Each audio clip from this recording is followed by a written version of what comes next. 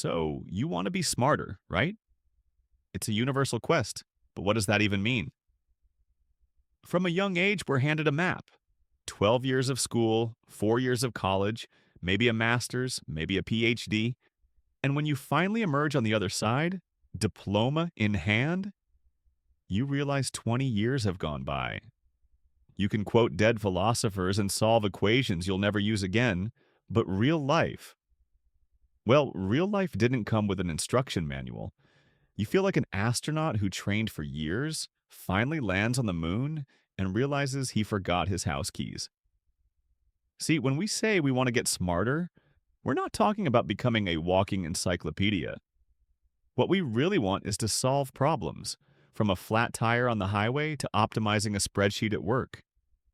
We want to be the person who sees an obstacle and finds a solution, not a dead end. We want to learn fast. The world is changing at a ridiculous speed. The most valuable skill today isn't knowing everything, it's being able to learn anything. And we want to connect with people, to have conversations that go beyond the weather, to share ideas, understand other points of view, and build meaningful relationships. The problem is the internet, our main source of modern wisdom, offers us shortcuts that lead nowhere. Eat blueberries for your brain. Listen to Mozart while you sleep. Do crossword puzzles. That's all great, but it's like polishing the hood of a car with no engine. It looks nice, but it won't get you anywhere. At some point, you have to, actually learn. The truth is, our brain is a survival machine, optimized over millions of years for one thing: efficiency. It hates storing useless information. That's why you forget 90% of what you studied for an exam the second you walk out of the room. The test is over, the thread is gone, the information becomes useless. The brain discards it to save energy. So, how do we hack this system? How do we convince our brain that a piece of information is vital and needs to be stored? The answer is simple yet profound. Use the information. This is where most people fail. They read dozens of self-help books, watch hours of lectures, and collect online course certificates, and their life stays exactly the same. Why? Because knowledge without action is just entertainment. It's like reading a prize-winning cake recipe and expecting the flavor to magically appear in your mouth.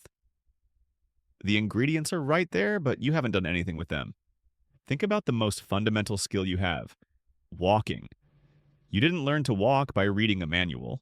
You stood up, you tried to take a step, you fell, you cried, you tried again, you fell again, and again, until at one point your brain just clicked. It understood the physics, the balance, the coordination. It didn't memorize, it internalized. The fall was the feedback. The success was the goal. This is the real learning cycle: information, action, feedback. Let's apply this to something more complex. Let's say you want to learn how to invest in the stock market. The traditional path is to read 15 books, take 3 courses, and spend 2 years analyzing charts. The result? You become an expert in investment theory, but you're paralyzed by the fear of losing money.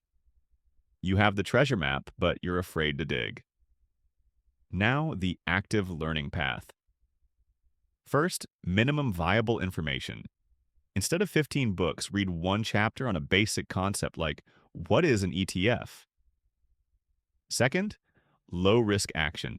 Take an amount of money you wouldn't miss, the price of a pizza, and buy 1 share of that ETF. Third, real feedback. Now you're no longer a spectator. You're in the game. You'll feel the small thrill when it goes up and the slight anxiety when it goes down. Your brain is now paying attention. Those charts and news articles are no longer background noise. They affect you. You've learned more in 1 week with $10 than in a whole year of just theory. This principle applies to everything. Want to learn to code? Don't watch 200 tutorials. Learn "Hello World," then try to change the color of the text. Then try to make a button that shows a message. The act of building and debugging is what teaches you. Want to be a better writer? Don't just read about writing techniques. Write a paragraph. ask a friend to read it. The feedback, even if it's just, I don't get it, is gold. It shows you exactly where the bridge between your mind and the reader's is broken. True intelligence isn't a reservoir of facts, it's a toolbox.